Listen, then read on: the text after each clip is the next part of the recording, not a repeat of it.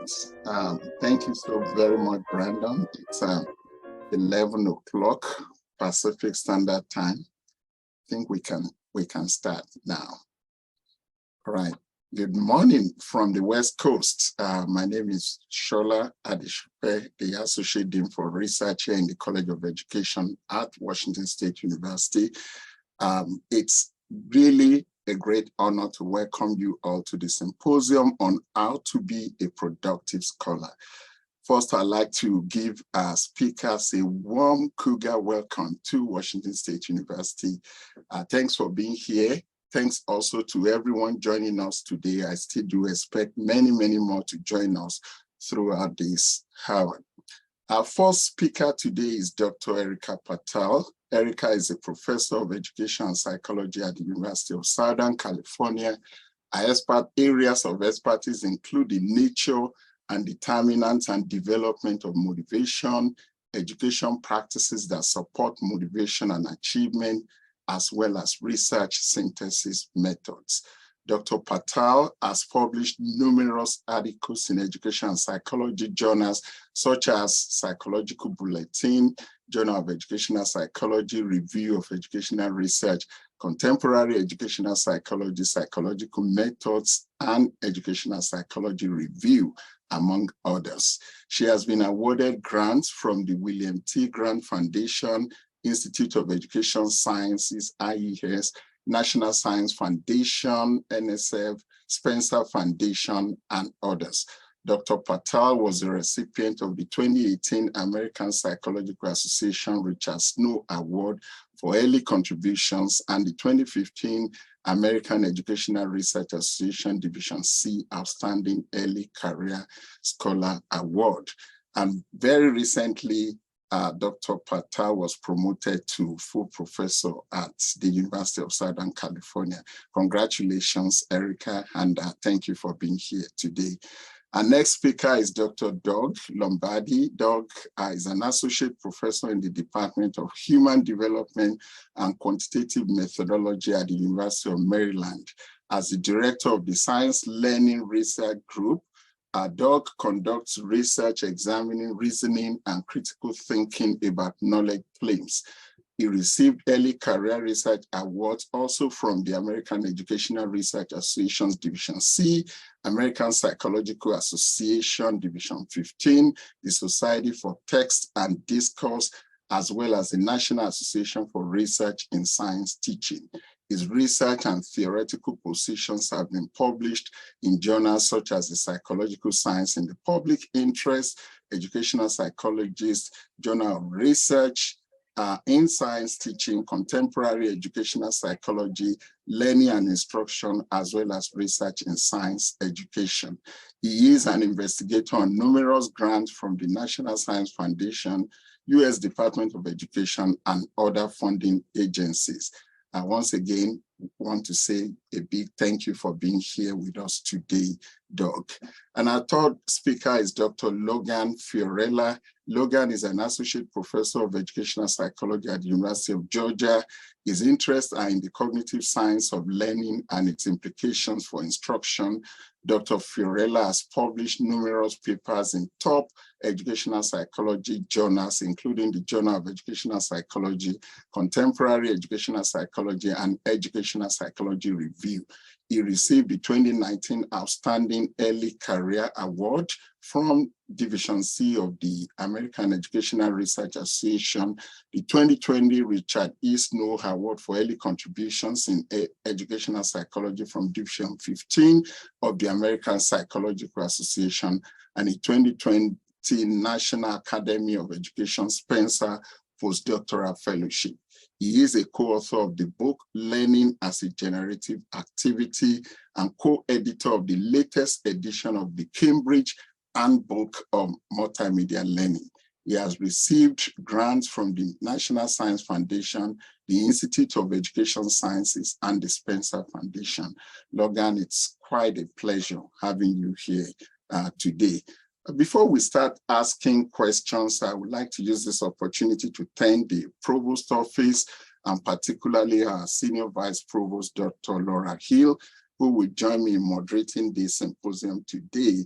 Special thanks to Dr. Hill, as well as the Dean of the College of Education, Dr. Mike Trevisan, for sponsoring this symposium.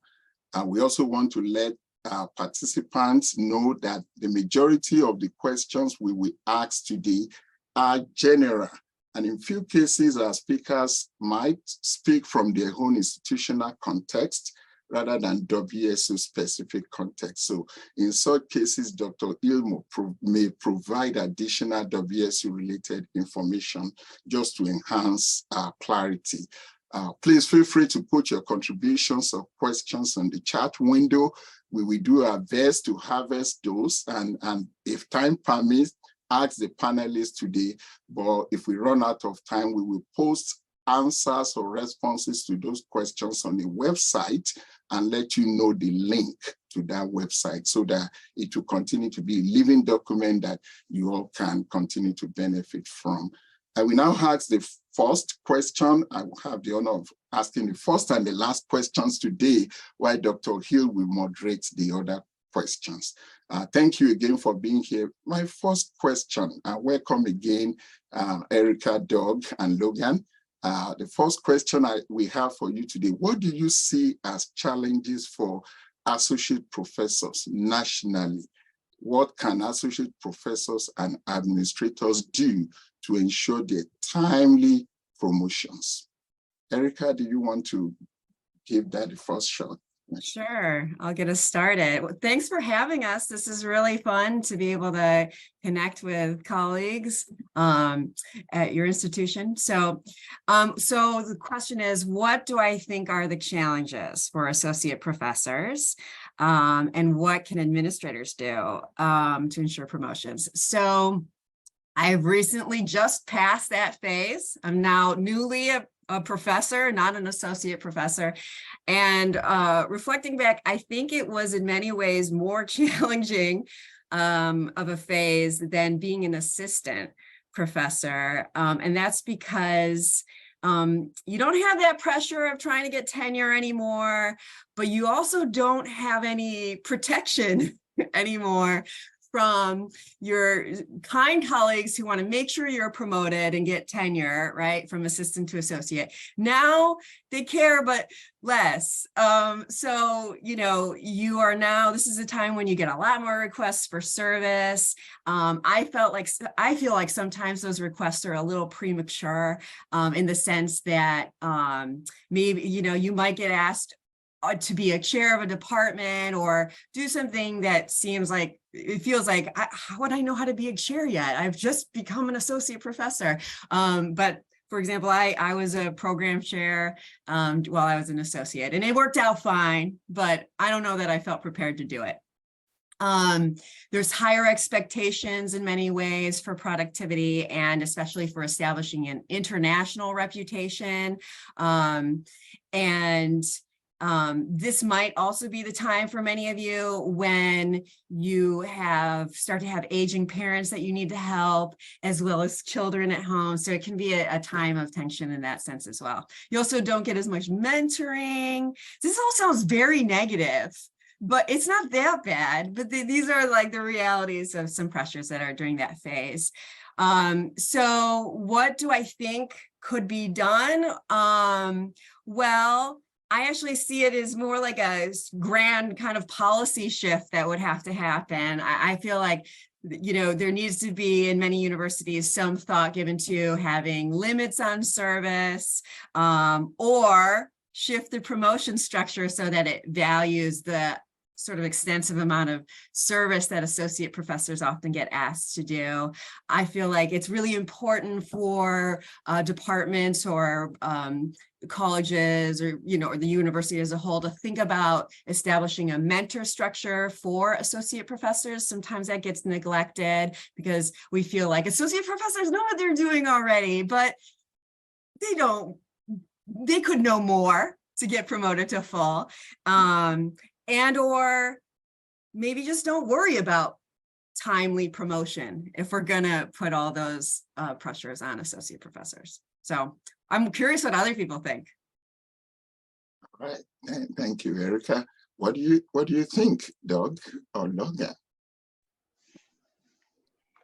Yeah, I just want to second what Erica said. It really does transition from assistant to associate. You're doing a lot more service. You're asking to be a program director.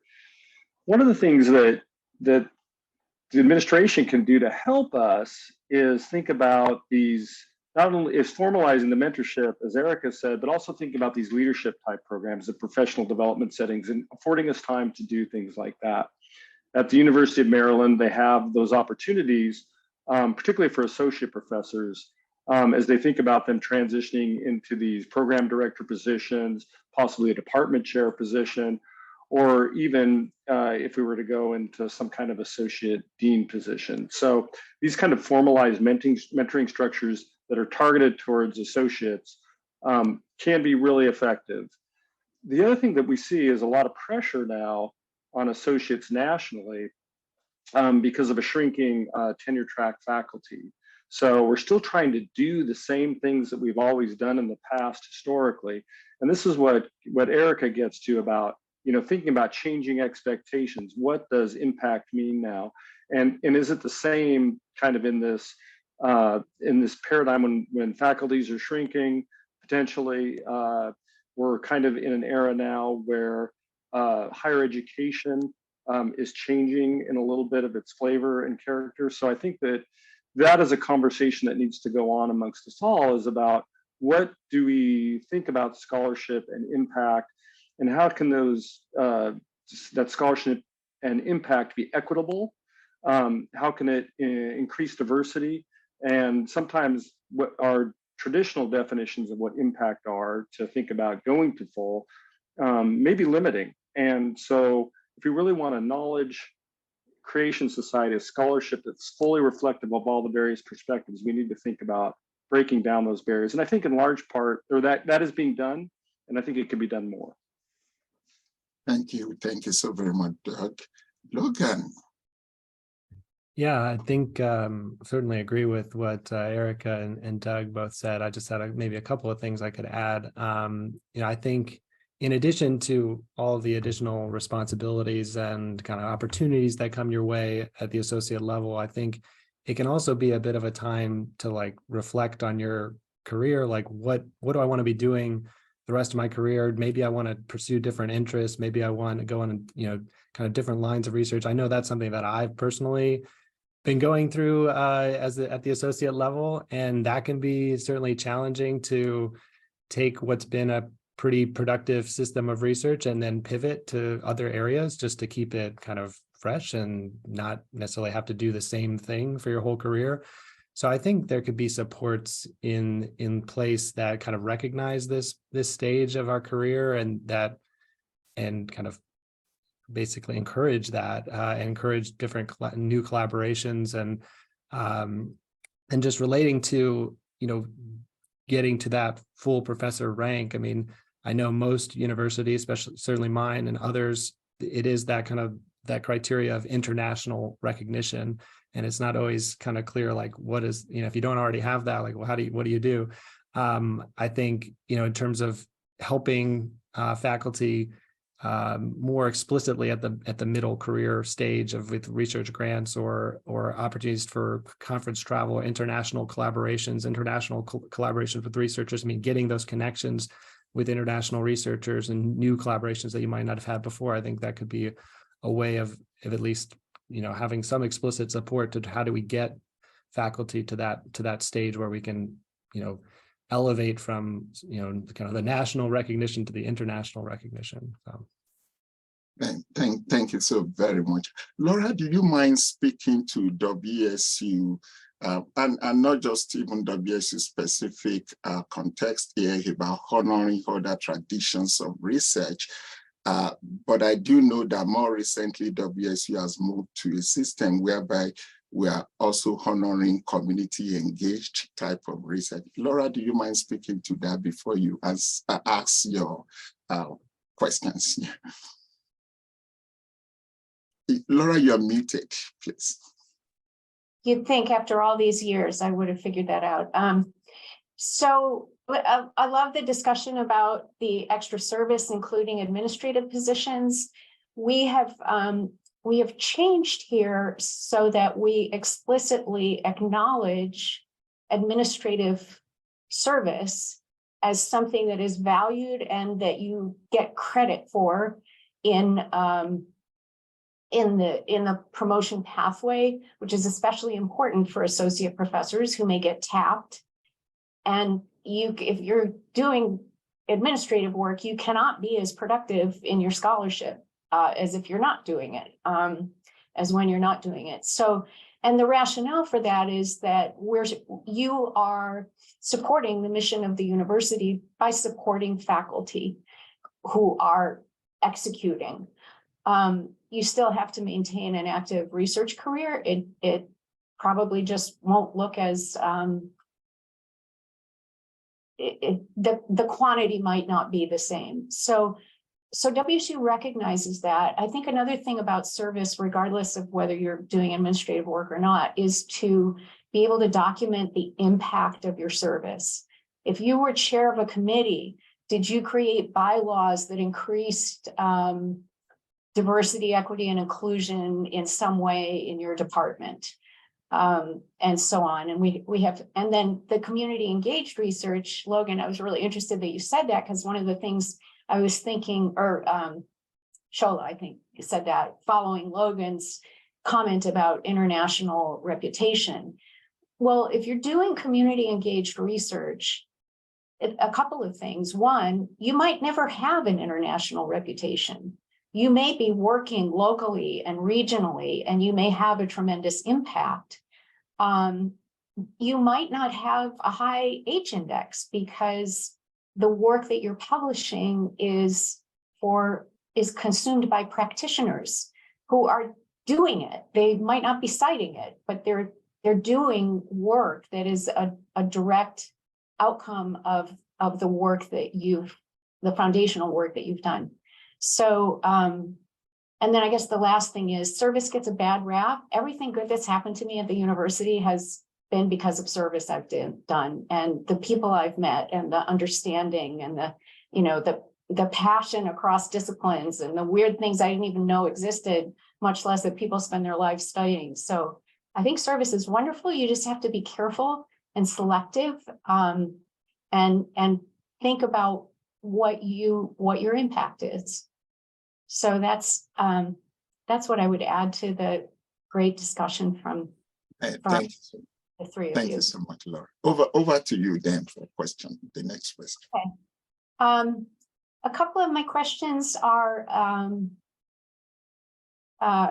specific to research and scholarship, but not all of them, because people here have a different mix of responsibilities. So this first one is about maintaining balance between writing grants and producing manuscripts. What strategies do you have for being productive in both grants and manuscripts? And instead of calling on you, whoever wants to speak up can speak up. Hi. Oh, Doug, you want to start? Go ahead, Logan, Okay. please. Okay, so yeah, definitely a challenge to balance both priorities of trying to be productive with publishing papers, but also getting the funding to support that work. I mean, for me personally, it might differ across. I mean, I'm not someone who's constantly applying for grants. Like, I go through waves a bit, but I am kind of constantly working on papers. Like there's always papers to work on at some stage. There's revisions come back and new papers and edits and things like that. So I'm continually working on papers just as they come. And I mean, I might usually one will be designated as the top priority at that particular time. And then with grants, it's a little more predictable. I rely on a few key funding sources, so I kind of know what to expect in terms of when they're due and the timeline it takes, and I can kind of plan it out. I also happen to be someone, maybe there aren't many people like this, but I tend to start working on grants like super early. Like, I'm a procrastinator. So So that allows me, because I just don't like to feel time pressure at all. So I don't feel like I'm never in a mode where like that's all I'm working on. Like I usually can work on bits and pieces as we go. And so I get, at any given time, I might be in more grant mode versus paper mode, but generally there'd be one or two key tasks at a given time. But throughout the year, there's always something to be writing. And it's most of it is manuscripts, but then like right now, I have projects that are finishing up. And so, the next couple of years, so I'll be more in grant mode for the next year or so, submitting proposals and things like that. So it kind of changes, but that's kind of just maybe a basic overview of how I approach that. I love the term procrastination. That's a great way to maintain balance if you're kind of always one step ahead. Yeah. Doug, did you want to add? Yeah, I think I really do. I love the procrastination too. I just think that's awesome. And Logan, I write them a little bit early too. And the only thing I would add to what you said, we think about these things as task orientation, and I think task orientation is a good way to frame it. For this week you're going to do this, or for this month you're going to do this, and think about how the alignment of what you're learning through your publications can inform how you do your grants, and what you're learning in the grant writing process can inform your publications, so that you're looking for efficiencies there. You're looking for connections, efficiencies, making sure they're always kind of in a uniform balance. I think that really helps a lot. And the other thing in that kind of balance of maintaining alignment is thinking about these collaborations that you're generating in papers and manuscripts, maybe the collaborations that you have in grants. So it's just kind of this intellectual spirit and collaboration to get together to really just kind of align, synergize, and that really kind of helps the efficiencies in the process. I agree with everything Logan and Doug have said for sure. What can I really add here? I guess I would just reiterate this, the importance, to maintain balance, the importance of being pretty selective and thoughtful about what you're gonna propose and to what funding opportunities. For me personally, writing grants takes a lot of time. And so because I need to maintain balance, I can't just be always writing grants, and I don't actually have that much success. Shola made it sound like I do, but I write a lot more grants than get funded. I'm sure that's true of others as well. So but I can't just be constantly writing grants, or I would never get around to my paper. So I just kind of intentionally limit that I'm only going to write one or two that I'm writing. And then if I collaborate with somebody else who's going to take the lead on writing, then I do a few more. And that's to keep this balance. So because of that, it's really important to be selective and make sure that you pick carefully funding opportunities that sound like they really fit what you want to do, and also that you're going to be really excited to do that work, which sometimes, I've gotten to the end of resubmitting something 4 times and it finally gets funding, and then I'm like, I don't want to do this anymore. So try to avoid that situation. I'm sort of a procrastinator in the sense that I do a lot of planning way in advance, but then in the end, I try to maintain balance by actually scheduling my work time around deadlines for grants. So I know IES has a deadline always in August or September. They shifted a little bit. So I just never plan to write a paper in July.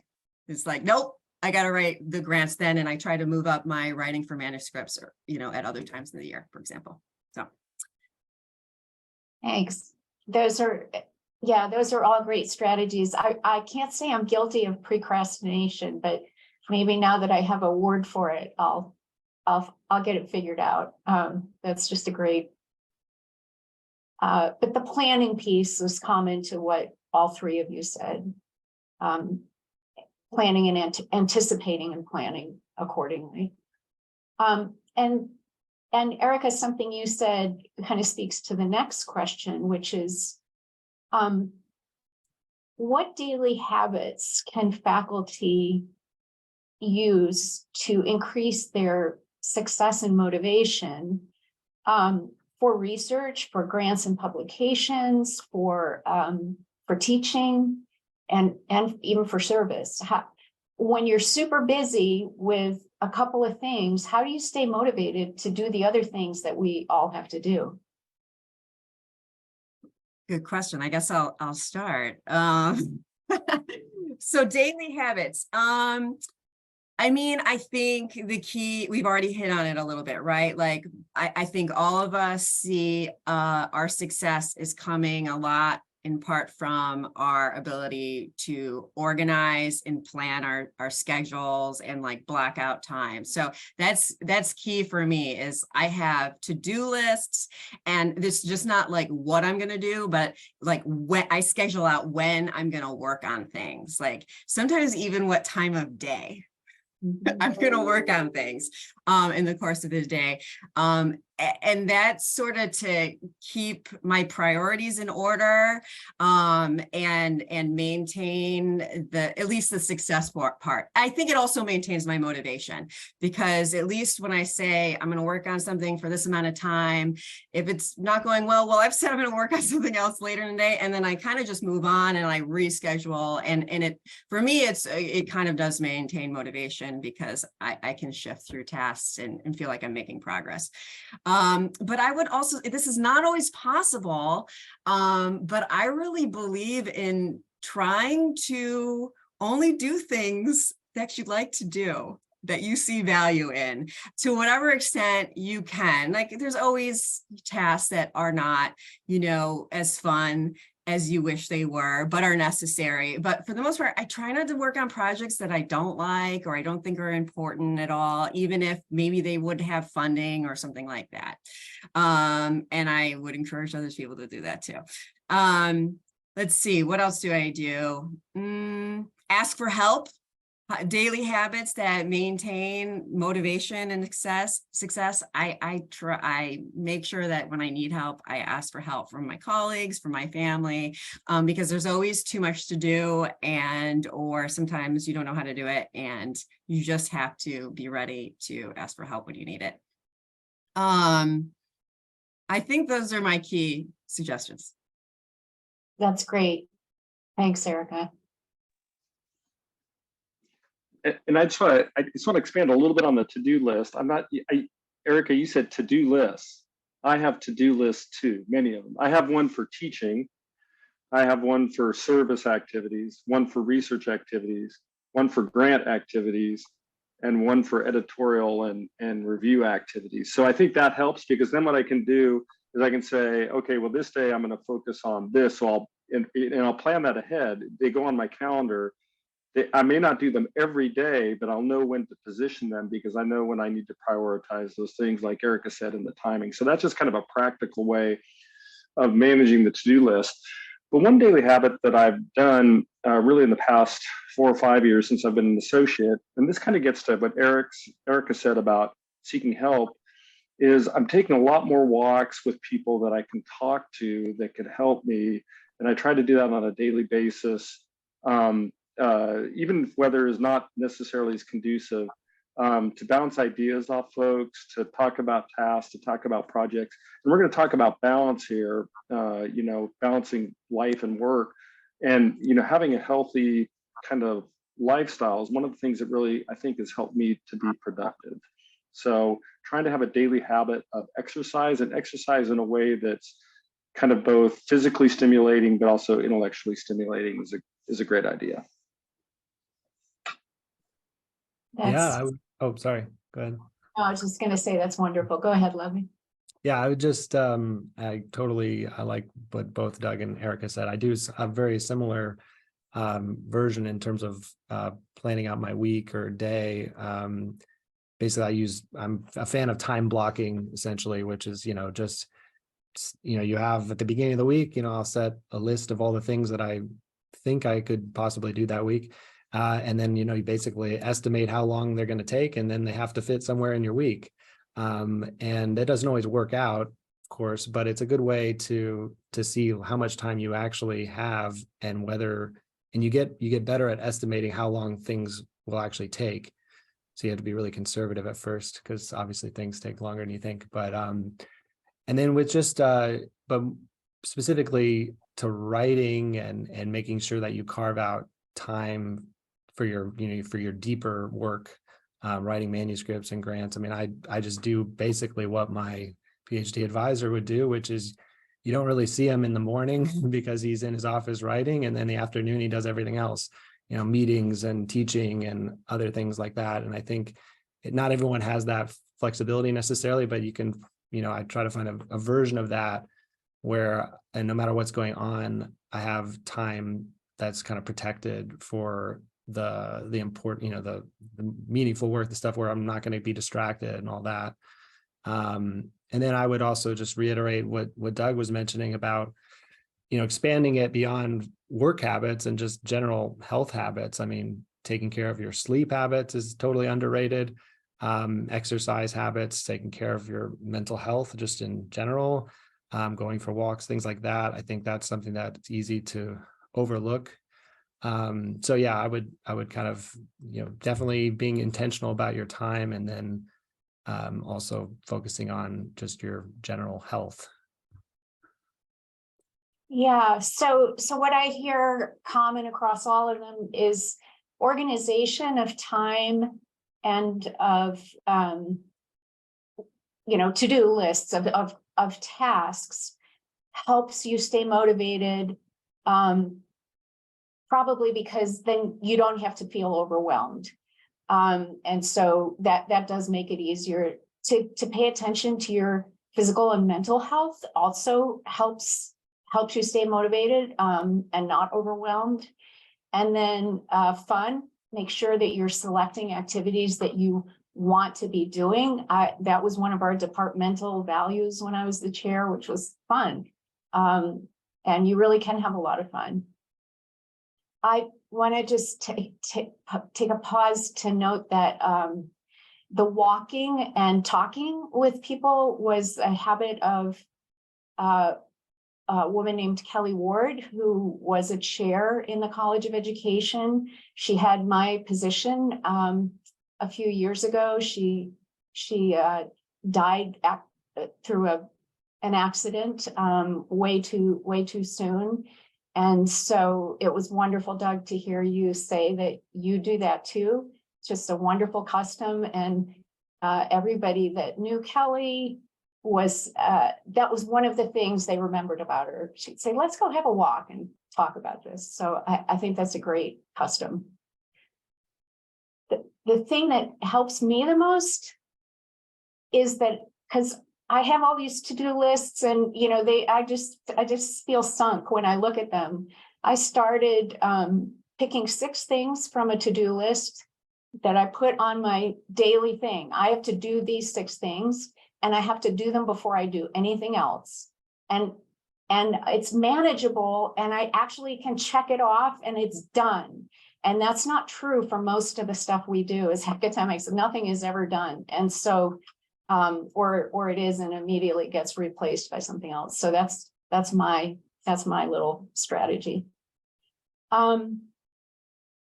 Here's a pretty big question. What do you wish you had known as an assistant professor, an associate professor, or full rank, if that's where you are, that would have helped you meet institutional expectations and stay enthused?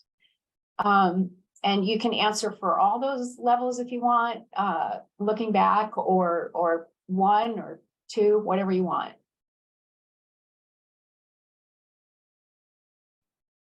I can start with this one, I guess. So at the assistant level, I would say one thing I wish I knew or maybe wasn't fully prepared for was just some of the work around grants and managing grants, and not realize, even though we have great grant support here, you having to be kind of your own accountant a little bit to make sure everything's right? So it's something, just how much attention and time that goes into that. And along with that, just, funding students and the challenges with, you can be pretty successful getting grants and still not, struggle to maintain funding for multiple students at a time over the course of their entire PhD program, especially in a department that can't necessarily guarantee funding. So I think like grant management and funding students and some of the logistics around that has been a little bit, was something that I wasn't necessarily fully prepared for. And then I would say, kind of along those lines, being more deliberate about recruiting graduate students. I kind of came in like, oh, well, surely we'll just get a bunch of applicants and like, I'll just get to pick, the best ones. But, we don't, in my department, at least, that we don't get a ton of applicants, and I have to be a little more strategic about reaching out to people who have students that are looking to do research. Not everyone's going to, in educational psychology, at least, not everyone really is familiar with that field as existing separate from psychology departments, things like that. So just being a little more deliberate about recruiting students. I would say that would be kind of the assistant level. And I can leave it there. At the associate level, I would say not a whole lot has changed in terms of, I wasn't surprised by anything in particular, but definitely, the increase in responsibilities and opportunities that come, and opportunities, good opportunities, but still having to be selective so that you don't spread yourself too thin. And then, like I was saying before, about kind of interests might change, your priorities might change, family stuff might change, all that stuff you don't necessarily know going into it. So yeah, and I'm not at the full rank yet, so I don't know what I wish I knew quite yet. So I'll let others chime in. Yeah, I'll just continue Logan's strain. Thank you, Logan, for starting out about students, because I think when I was an assistant professor, that's what I wish I had known, is that students, particularly the grad students, even in our undergraduates, they're collaborators and partners in our research enterprise. They help us, they write publications with us, they help us do the research. And in some ways, they help us do the grants. And what I didn't know is, particularly with doctoral students, because you're just coming out, you were a doctoral student or maybe a postdoc, but you're still pretty young. And when you're managing and you're working with these doctoral students, and they're working with you, you forget that they're students and they need scaffolding and help in this process. So you devote time to kind of help them in this enterprise. So I would say that was the thing that I didn't know. And when I was able to when that revelation came upon me, I said, oh, this is great, because if I do this, it takes time, but it's kind of building success on success here. It's building the self-efficacy for the students to help you in the enterprise. And I think, Sarah, that kind of gets to what you were asking about training. If you devote time to training, and think about training the trainers, you start developing this process that really can help productivity in your research and publications and in the grant process. So I totally agree with Doug and Logan. I hadn't thought about students. Maybe now I'm full, so I can't remember so far back. No, but yeah, I don't think I realized when I was an assistant just coming out of graduate school how much time it would take to train students. So there's a really important balance that has to be accomplished in order to make sure you're both, you're meeting all your responsibilities, right? And you're going to get promoted, because you're going to spend so much time reading your students' paper and training them how to do analyses and helping them to collect data and all this kind of thing, which you need to be productive yourself, and you want to make sure you're helping them. But if you have too many students, which I had at sometimes when I was an assistant, I think there was a time I had like 10 graduate doctoral students, and that was way too many. So you got to be careful about not admitting too many students to work with you, and also who you admit. Sometimes I feel like some of my junior colleagues now, sometimes they're very eager to admit somebody who's exciting, but maybe not the best fit for an assistant professor because they might need more support than an assistant professor is ready to give. And so that sometimes I want to be like, let's have that student matched with a full professor who, you know, whatever, they're not being promoted anymore. They can spend a lot more time with students. Beyond that, though, I think it's important when you're thinking about meeting institutional expectations to make sure you have a lot of different conversations with folks about what those expectations are, not just one person, but many, many people, because you'll get kind of as you know, maybe clear as you think the expectations are, you'll get different answers from different people. And so you want to make sure you hear a lot of perspectives and get feedback about how well you're, you know, on track to be promoted or get tenure or whatever. At the same time, I think it's really important that people don't be overly focused on those institutional expectations. That can be kind of a demotivator in and of itself. If you're just focused on like, what boxes do I need to check to make sure I get promoted? And instead focus on doing the work you really want to do, that you're intrinsically motivated to do. If you're proposing, writing important, interesting work, hopefully that meeting of expectations comes more naturally and you don't feel like it's pressure, but just kind of part of the process. So that's my 2 cents. Well, thank you.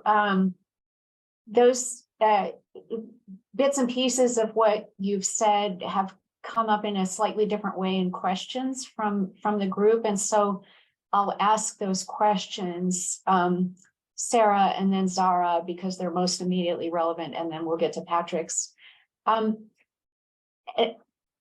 This may be just the same thing you'd say about students, but Sarah asks about advice in managing time to dedicate to training staff. Takes a lot of time out of the day that Sarah could be dedicating to writing papers. So any advice on that?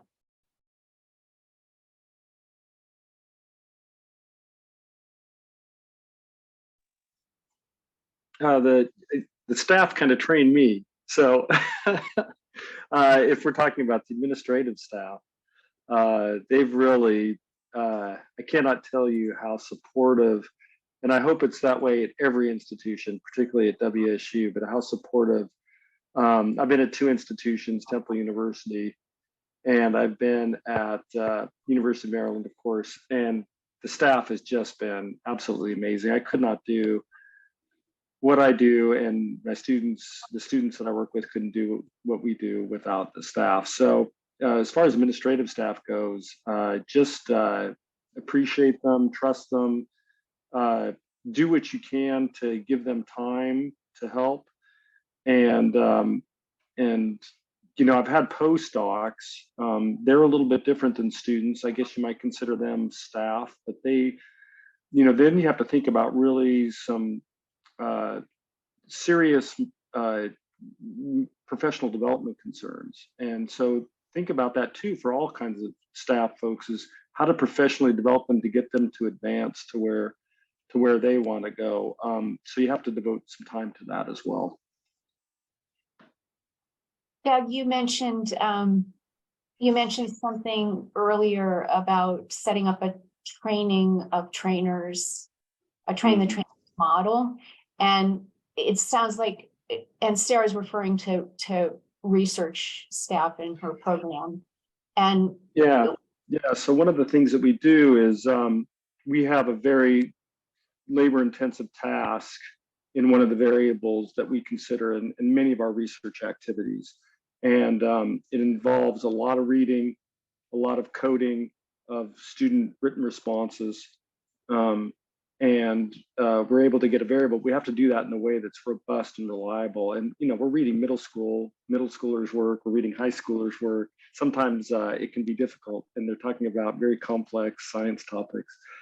So we've been able to get folks that know how to do that really well. And we work those folks work with new people coming into the lab to figure out how to do this really rigorous analysis, this time-consuming process. So we train the trainers, and that's kept it going in perpetuity. We've had several generations of people that have become the resident expert on these tasks, and you lose that expertise as a, I was the expert at one time, but I've kind of lost that now. So I really rely on these folks, and I think a train the trainer model. We do it in other analytical tasks, or just even other just kind of management tasks, even mentoring tasks to some degree. But you have to be careful, because when you take a step back as a investigator, director, things like that, you don't want to lose touch with all the folks that work with you. So maintain those connections.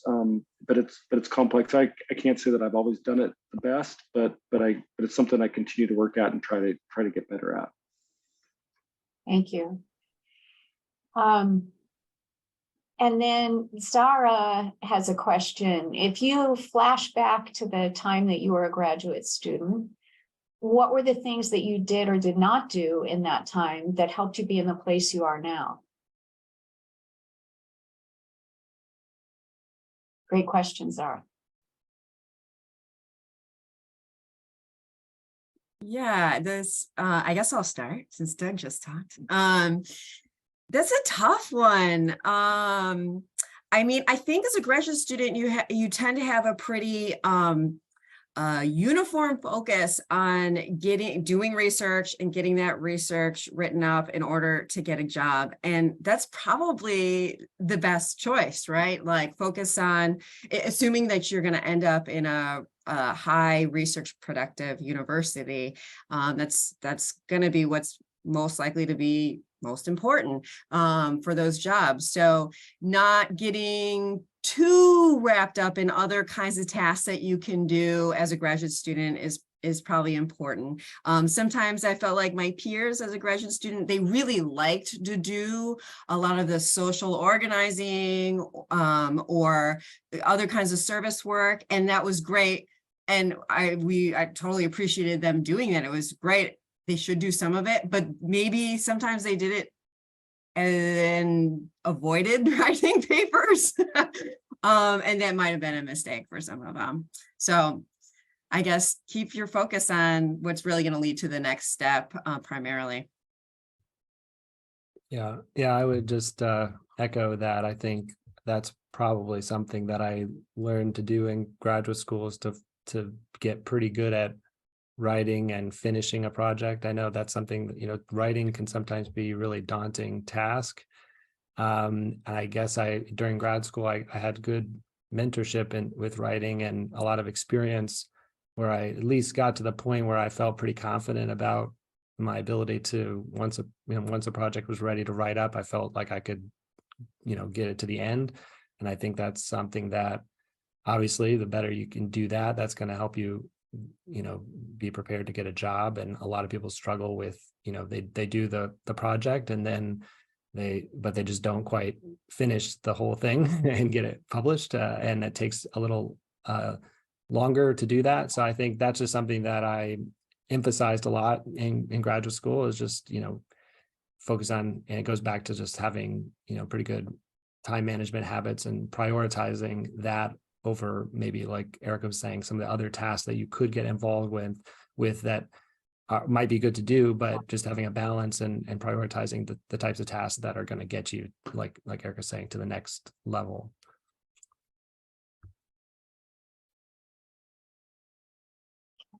Well, I want to say that I think the main thing I did when I was a graduate student that got me where I am now is I made some pretty big mistakes, like not preparing for a talk that I was giving to the entire department, faculty, postdocs, graduate students, undergrads. It was a disaster. And I learned a lot from the mistakes that I made. I really learned a lot. And what I wish I'd known then was that you have to forgive yourself for that and just take whatever lessons you need and keep moving forward. So one last question from our folks here. This one's from Patrick.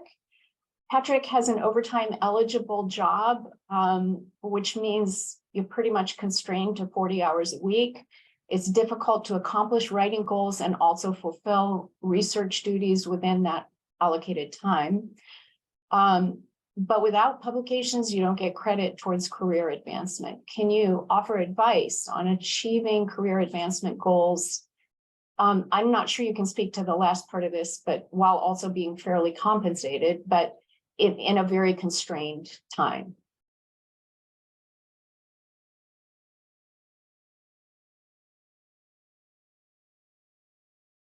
Doug or Logan, you got to answer. I'm not sure we're the right people to ask this question. I don't know how to answer that. That's a very difficult Yeah, question. this is a tough one because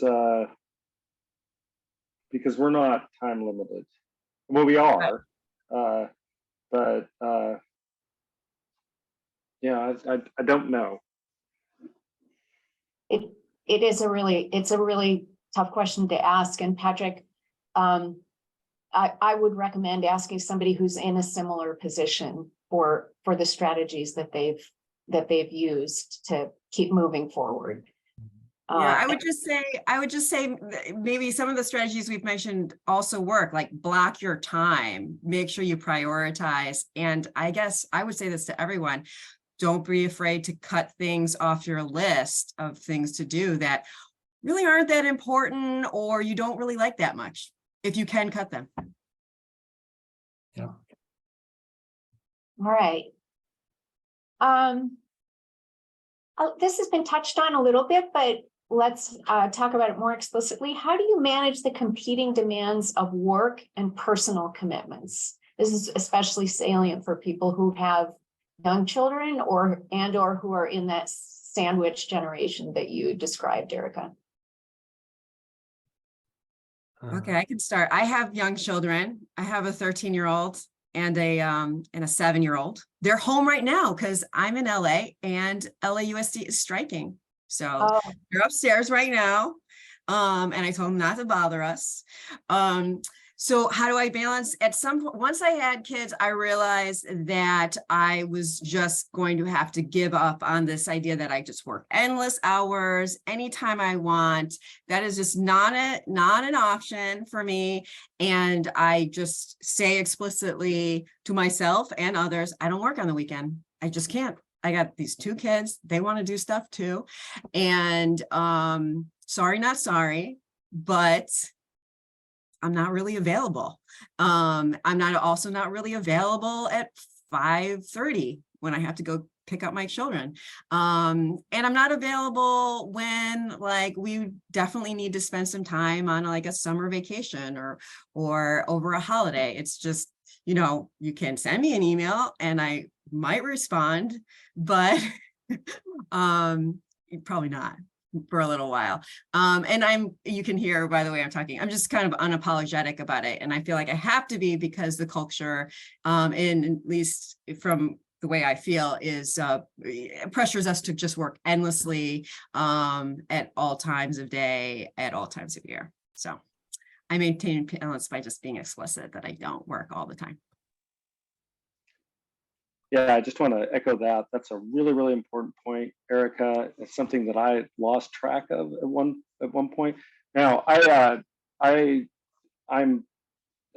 this is not my first rodeo. I came to the professorship late. You're probably wondering why I have a lot of gray hair, and maybe Logan and Erica do not.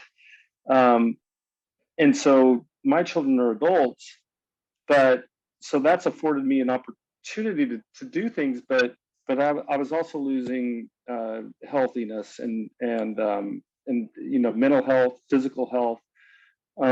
So what my partner, my wife, and I do, and we're actually research partners too, we schedule now days, and those days are off. There is no work done on those days. Once a month, that those are completely. So we schedule those, and then during the summer, it's once a week. So I would say try to schedule that time off. And I've also blocked out my time. I have an appreciable commute, regrettably. And I also block off those times too. And those are can be good writing times, but also good times to listen to a podcast or do some stretches on the train. So I really recommend scheduling those off times, just like Erica said. And there's no reason to apologize. We are productive. It can be done. And in some ways, I think when you take the time off, you can be even more productive.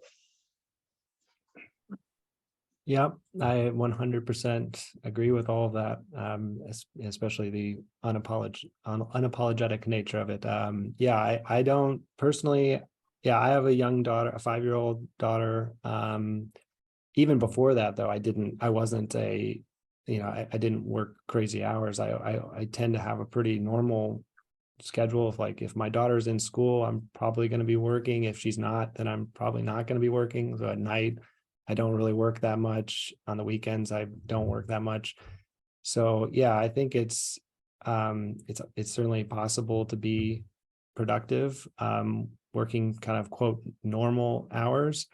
And I also just have, like, I don't really care about being like the most productive person I can possibly be. I think once you have kind of the challenge, I think, is just building up a system of research and work that is sustainable and that you can be confident is going to lead to plenty of productivity without sacrificing your health or your family or anything like that. So yeah, I would just reiterate everything that Erica and Doug both said. Yeah, so what I hear is really good boundaries. When you're off, and actually scheduling that time when you can and if you can. The thing that helped me stop working all the time, I just felt like I always had to be responsive to email, and was learning the hard way that I'm actually a lot more productive when I don't work in the evenings, and when I set those boundaries. So I think that's really great advice from all of you. I am at time. I need to turn it over back again to Shola. I've really enjoyed this conversation, which will continue a little bit longer, but thanks for all your answers that were wonderful to hear, and for the questions from the faculty here. Shola? Thank you so very much, Laura. I'm certainly enjoying this too. We blocked off till 12:15 Pacific Standard Time for this, but we might finish a little bit early. I'm just looking at the three of you, and I know you all had great mentors and advisors. Logan, you had Richard Mayer. Erica, I think you had Harris Cooper, am I right? And Doug, you had Gil Sinatra. Those are really excellent, productive researchers, but really good human beings, really good supportive mentors. Could you speak to the importance or value of good mentoring? Sure, I can start. Yeah, Rich Mayer was my PhD mentor. And it was, he was awesome. I mean, he's great. He's not just a great researcher, but he's just, if you've ever met him, he's just the nicest person ever. He doesn't put pressure on his students. It's just so, very lucky to be able to work with him. So yeah, having a good mentor is extremely valuable. And I think that's something that I've taken, carried with me now, being a mentor to students, trying to take a lot of what he taught me, again, not just about, being a productive researcher, but just like how he treats his students. And, I learned a lot about just kind of some of the things that we were talking about, just in terms of balance with research. I mean, Rich is incredibly productive. And yet, he has a very normal work life and goes to, has a normal 9 to 5 and goes home, and just everything seems totally normal, never super stressed about anything. So he just kind of showed me that it was that it's totally possible to do that, even at the absolute highest level.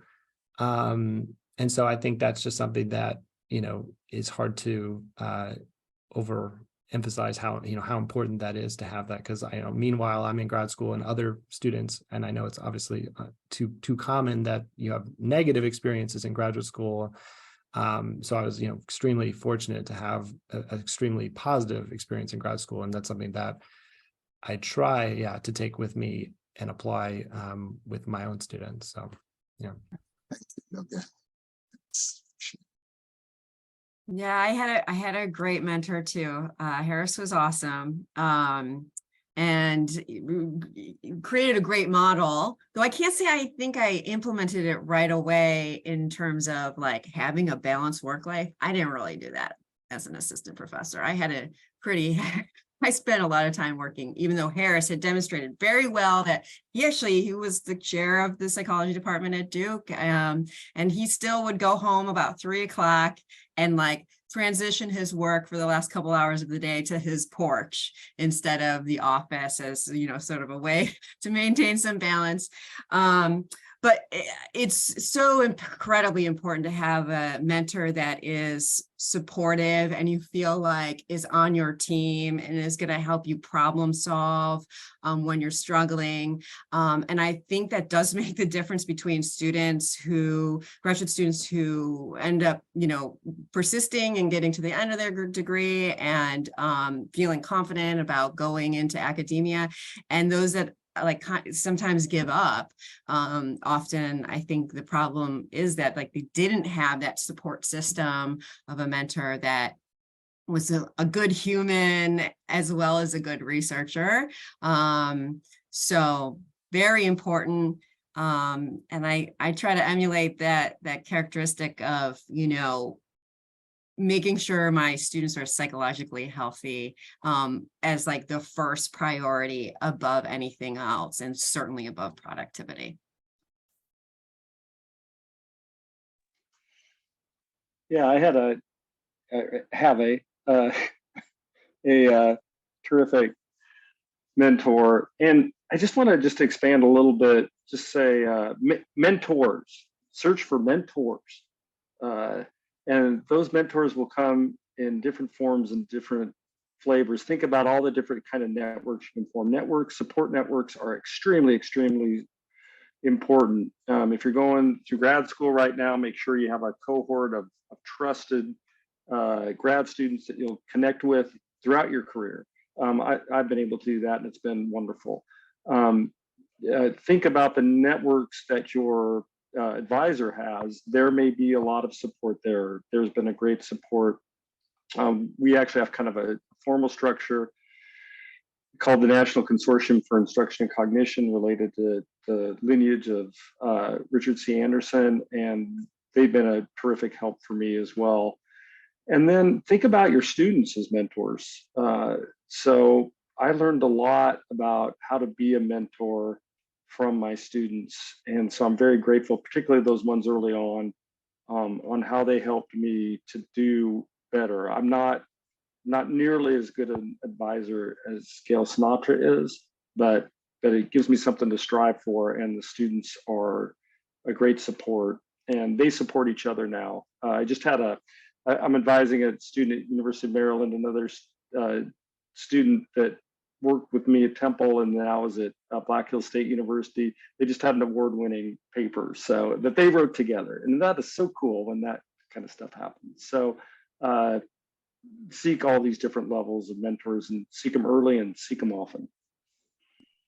That's great. Thank you so very much. I love the point that mentoring can happen at different levels, and so true that many times even the students we work with, we tend to really learn a lot from them. So thank you so very much. I mean, this will be the last question for today. Looking back at the interviews published in the Chronicles of Higher Education, for those who do not know, this symposium was put together as a result of interviews that were published, and these 3 speakers and a few other scholars gave those interviews, and it was published in the Chronicles of Higher Education, I think August or sometime in 2022. So looking back at those interviews, what would you say, and many of the things that you've also said here today, what would you say are the key elements for faculty to succeed in their scholarship? Maybe just name one or two things. Leave us with one or two things, and then we can wrap up with that. Okay, I'll start us out. Many of the things we've already said, but I guess I would add to that list, and I think it's come out a little bit, but I want to say it really explicitly: find people you like to work with. And so you can share some of the, share the successes and also share some of the burdens of the work you do. And I would also say leave some room in your life for risks, for projects you work on, because especially post tenure, if you want to, stay motivated, I think it requires, and stay productive, I think it requires that you try out lots of different things sometimes, and not everything will work out, and that should be okay. Yep. I'll just quickly, well, first of all, I'll reiterate finding people you like to work with is really, really important. I think research is so much more fun when you are working in a team of people that you like and that have, unique perspectives and skills that you don't have. I think that's really, really important. So surrounding yourself with people you like, good people, your mentors, like we've talked about, having good collaborators, having great students. So that is a huge one, I think. What else would I say? And then just some of the other things we've talked about with, managing your time and balancing. And what was the last thing I wanted to say? Oh yeah, just focusing on your health in general. And not forgetting about other things like sleep and exercise and mental health. That's all I would leave you with. So. Okay. Yeah, so ditto, and ditto. I remember that actually was that Chronicles was built off an educational psychology review research piece that they did on us, and they characterized my section as like passion, which is really interesting. Passion's got, it's got a good aspect and it's got a bad aspect. So when I look back at those interviews, this was pre-pandemic, and maybe the passion was a little bit misdirected. So so that's with the balance that we've been talking about a little bit here in the health. So just ditto, and ditto.